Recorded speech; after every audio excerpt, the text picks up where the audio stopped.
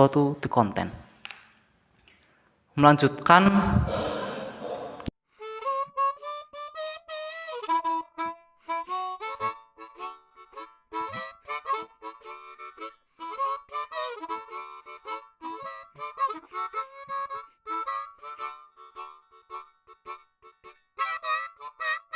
mau damai, mau perang, mau badai, mau terang, yang penting rilis. Chapter sebelumnya mengenai tokoh utama kita yaitu Chun Myung, gue dikasih spoiler, katanya si MC nggak jadi mati. Ceritanya juga ke flashback, tapi reinkarnasi. Tapi sebelum kita masuk ke pembahasan, gue tanya terlebih dahulu, bagaimana kabar kalian semua? Apakah masih pada hidup? Masih doyan makan mie instan pakai nasi? Dan masih nahan napas kalau misal dipoto? Santai, kita sama. Pokoknya kalau kalian suka sama channel ini, buruan tekan tombol like dan juga subscribe. Dan terima kasih atas segala bentuk support lu semua ke channel ini. Nah, tadi kan udah dikasih spoiler kalau ini webtoon juga punya basic cerita tentang reinkarnasi. Bagi kalian yang suka baca manhwa, webtoon, novel-novel, xianxia, wuxia, dan yang lain sebagainya, genre reinkarnasi pasti tidak asing. Cuman yang paling penting adalah kemasan dari genre tersebut. Suatu yang awalnya biasa, apabila dikemas oke dan menarik, akan menjadi istimewa. Intinya, bagaimana autor mengemas genre semacam ini. Jadi, apakah webtoon ini layak untuk dibaca? Langsung aja menuju kontennya.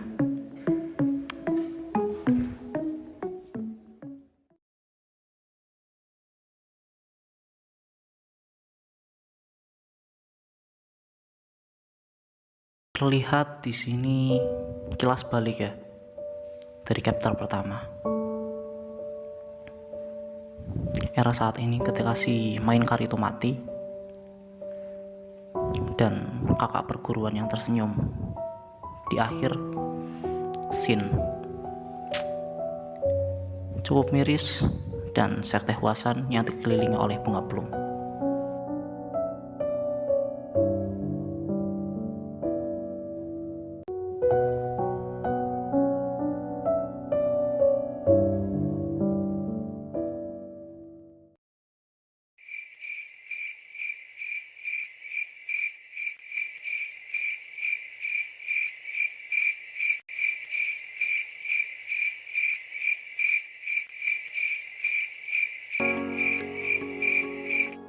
Sepertinya itu adalah tokoh utama, dan terlihat seorang anak kecil yang memegang tongkat sedang memukuli. Chapter kedua ini cukup klise ya.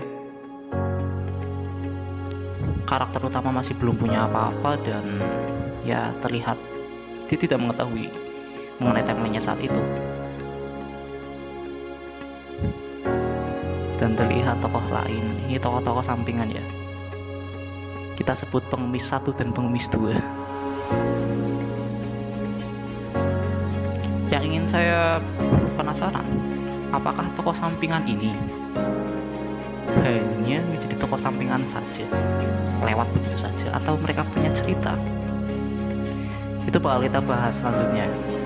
Hal-hal menarik, poin-poin yang sampingan cuman menjadikan webtoon ini menjadi karya yang sangat utuh. Bahwa tokoh-tokoh sampingan ini itu tidak sekedar lewat begitu saja. Pengemis 1, pengemis 2.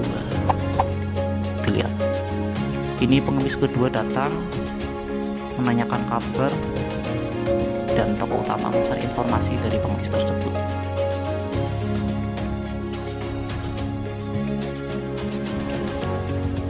Tokoh utama mencari informasi seperti siapa sebenarnya dirinya dan apa yang dia lakukan, serta sudah berapa lama dia terpisah dengan aliran waktu aslinya, alias ketika dia mati. Dan terlihat di sini tokoh utama merasa kehilangan karena dia menemukan fakta bahwa dia tertinggal sendirian dan dia terpisah dari waktu utamanya selama 100 tahun. Gila. Jika kalian membaca webtoonnya, narasi yang dikeluarkan oleh autor itu sangatlah mengaduk emosi dan sentimental, cuman dalam artian bagus. Dia menanyakan informasi mengenai sektenya dan seharusnya kau dari sekte Gaibang, tapi kau mau tahu tentang sekte yang sama-sama di aliansi ajaran lama. Bisa dilihat di sini ya, bahwa tokoh utama sedang mencari tahu mengenai sekte miliknya sendiri, dan dia bertanya mengenai sekte aliansi ajaran lama. Dan di aliansi ajaran lama hanya ada sekte Sorim, Mudam, Jeongchang, Gondok, Chongsong, Ami, Haenam, Konduyun, Gaibang, dan Jongnam. Tidak ada yang namanya sekte Hwasan. Tokoh utamanya kaget, kenapa sekte Hwasan berada di antara aliansi ajaran lama. Itu cukup menarik. Sekte Hwasan, pengemis ini sepertinya punya cukup informasi yang banyak.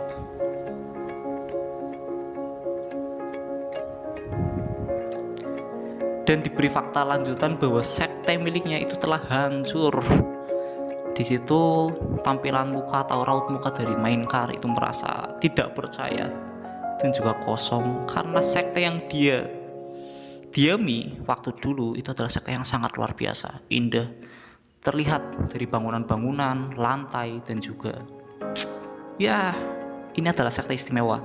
Kenapa bisa sekte seperti itu hancur? Tokoh utama gak percaya.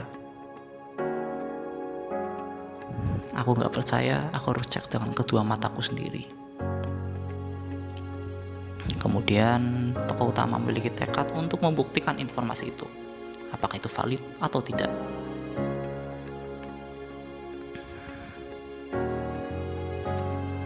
Dia mencari informasi lanjutan mengenai nama, asal mula, dan yang lain sebagainya. Dan ya ada sedikit hal-hal ironis dalam chapter ini ya, seperti bagaimana mungkin pengemis tahu umur mereka dan bagaimana mungkin pengemis tahu nama mereka.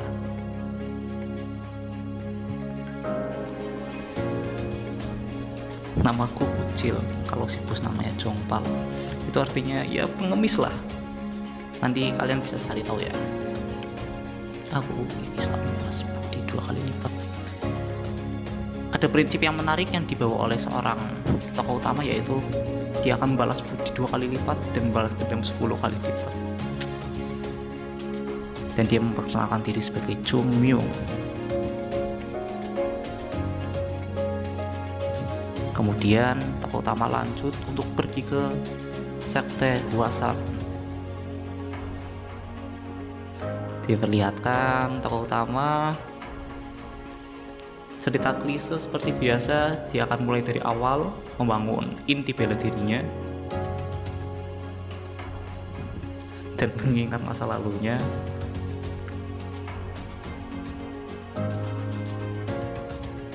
Ya, diperlihatkan ya. Tokoh utama bertekad kembali untuk memulai karir di dalam dunia persilatan. Karir kita sebut kekuatan lah, membangun kembali kekuatannya, kejayaannya, dengan cara dia mempraktekkan ilmu yang dia ingat. Teknik itu digunakan untuk memurnikan seluruh tenaga dalamnya dan tokoh utama berhasil. Ya iyalah, dia adalah master pedang di waktu sebelum dia mati. Bagaimana mungkin hal seperti itu tidak berhasil? Kecil. Kita beralih ke scene selanjutnya di mana ada pengemis lagi. Ya, sangat banyak pengemis di sini, cuma tidak apa-apa. Karena memang seperti itu, dan saya yakin bahwa pengemis-pengemis ini punya peran lanjutan di episode-episode selanjutnya.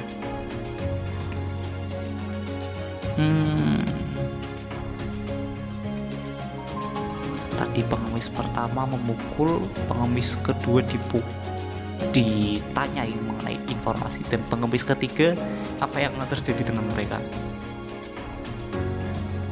Ini terlihat tokoh utama ya.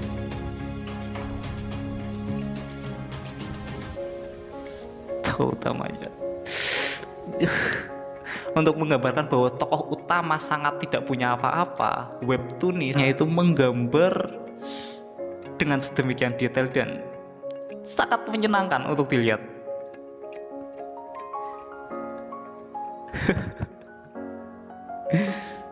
Ya, namanya orang direbut lahannya begitu ya, dia pasti marah. Tokoh utamanya bangun. Ya, apakah ini waktunya untuk pertempuran yang kita tunggu-tunggu? Ayo serang dia.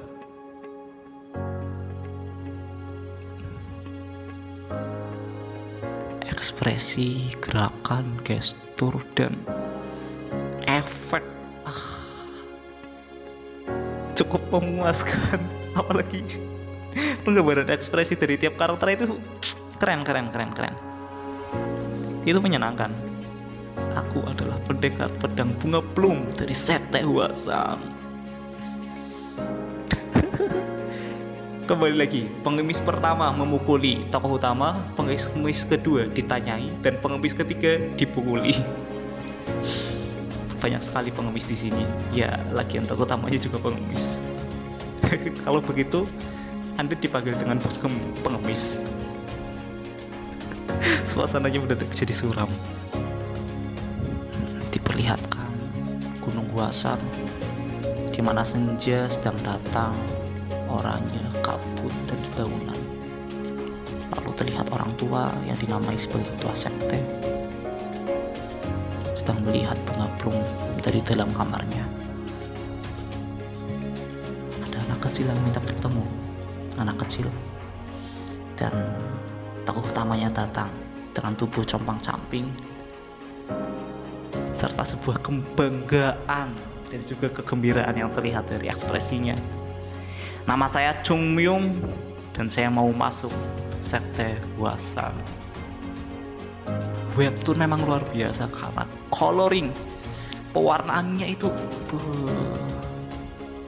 kalian benar-benar harus baca webtoon ini. Itu menakjubkan.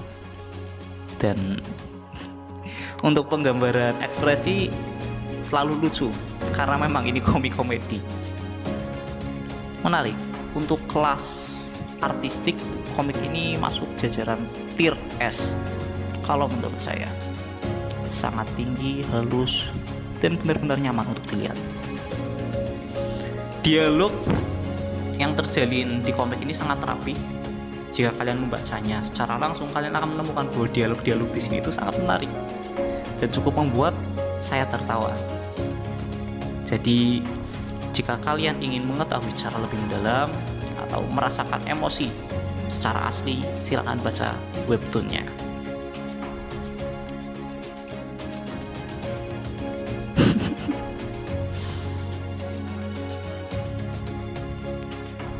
Ekspresinya itu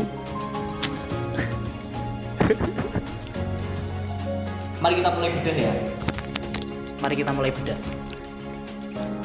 Jarak waktu antara ketika tokoh utama mati dan tokoh utama yang sekarang itu adalah 100 tahun. 100 tahun untuk lu ngejumpai perubahan dari seorang pendekar pedang hebat dan lahir kembali menjadi pengemis. Dan si webtoonis karya itu tuh bener-bener kocak karena selalu menyuguhkan ilustrasi-ilustrasi yang menarik. Dia bisa mengilustrasikan humor yang ada dari novel menuju gambaran dan dengan mudah untuk kita cerna. Dan adegan ini ngena banget kocaknya. Asyik. Webtoon ini memang asyik karena benar-benar fresh dan sangat luar biasa dari segala lini. Oke, kembali ke topik. Akhir chapter 1 dan 2 ini punya garis besar. tentang bagaimana si Chung Myung sebagai MC memulai kembali babak baru dalam cerita ini. Dan dugaan kita kejawab tentang bagaimana nasib dari sekte Hwasan. Dia hilang dari peradaban. Cukup tragis, apalagi karena sekarang si MC itu benar-benar sendirian. Cuman daripada kita galau, lebih baik kita oprek bangunan ceritanya. Hal yang jelas kita ketahui adalah bahwa timeline MC yang sekarang adalah 100 tahun setelah perang besar melawan Chunma, di mana sekte Hwasan keluar dari peta kekuatan ajaran lama yang keberadaannya saat ini masih belum diketahui nasibnya. Gini. Kita kasih bocoran sedikit kenapa webtoon ini sangat menarik dari segi cerita. Dan gue berani betting atau bertaruh kalau informasi ini tidak pernah disampaikan atau direview siapapun di YouTube. Jadi gini, hasil dari riset tim kami yang pernah menjadi intelijen di negeri Wakanda menyampaikan poin penting tentang peta kekuatan ini. Ajaran lama itu sebenarnya sebuah aliansi antar sekte di daerah lini tengah. Kalau di novel disebutnya sebagai Gu File atau ruang arsip lama. Seperti yang kita baca tadi, mereka terdiri dari Shorim atau Solin, Mudang atau Wudang, Jongnam, Ami, Gaibang atau sekte pengemis, dan seterusnya. Nah, kenapa tim kami mengatakan ini poin penting? Karena umumnya jika sebuah cerita apapun yang dibangun dengan melibatkan peta kekuatan di dalamnya, maka bangunan cerita ini akan menjadi kompleks dan menarik, di mana intrik kekuasaan, politik, drama tragedi pasti akan bertabur pada cerita tersebut. Tentu dilengkapi bumbu-bumbu humor dan juga komedi yang membuat cerita ini tidak membosankan. Semacam karya dari Tolkien dengan Lord of the Ring-nya yang memiliki peta wilayah yang sangat beragam, dan kita semua tahu bahwa itu keren. Kemudian bocoran yang paling penting adalah biasanya yang paling ditunggu oleh para pembaca adalah ketika main karakter bertemu dengan karakter yang cukup OP. Kita selalu bertanya-tanya, apakah tokoh utama punya rival? Siapa rivalnya? Siapa musuh yang seimbang untuk menghadapi si MC? Siapa villain yang mampu menggoncang seluruh peta kekuatan itu? Dan ini penampakan posternya.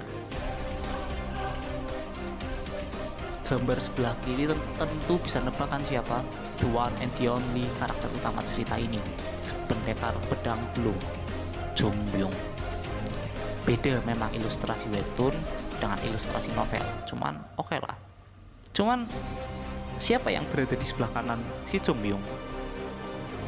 Tim riset kami bilang dia jatuh cinta banget sama karakter villain ini. Karakter buildingnya tepat banget. Sosok yang kecerdasannya seperti Zhuge Liang atau Sun Tzu, kemampuan bela diri yang tidak diragukan lagi, dan yang tak kalah penting, dia sama gila. Dan monsternya seperti Chung Myung. Dan nama dari main villainnya adalah Jang Il-so. Itu aja bocorannya, gak usah banyak-banyak. Biar kita tahu plot cerita ini gak bisa di underestimate oleh siapapun. But ya, selera tetap selera. Yang jelas, apakah si Chung Myung akan menjadi lebih kuat daripada kehidupan sebelumnya? Siapa yang tahu? Kita juga gak tahu secara akurat nasib sekte Hwasan sekarang. Keadaan nasib sekte Hwasan sekarang yang dikabarkan sudah hilang, benarkah karena hasil dari peperangan 100 tahun yang lalu, di mana semua elder dan murid seniornya gugur di medan perang? Ataukah ada pengkhianatan yang terjadi dari sekte lainnya? Untuk kalian semua, jangan lupa untuk komen apapun analisa yang kalian punya, serta like dan juga subscribe apabila kalian merasa bahwa channel ini bermanfaat bagi kalian. Gua Re, murid ke-78 sekte Hwasan, undur diri dulu. Adios, respect.